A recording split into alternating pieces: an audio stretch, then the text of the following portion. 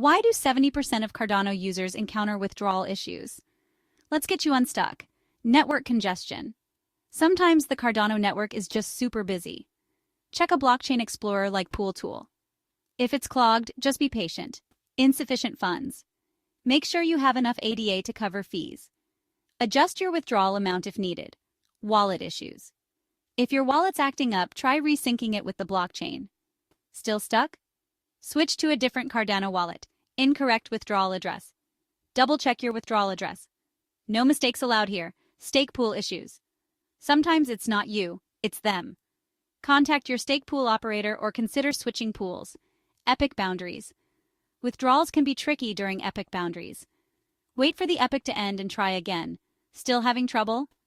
Tap into Cardano community forums or contact your wallet's support team for more help. And there you have it. Quick fixes for your Cardano staking withdrawals.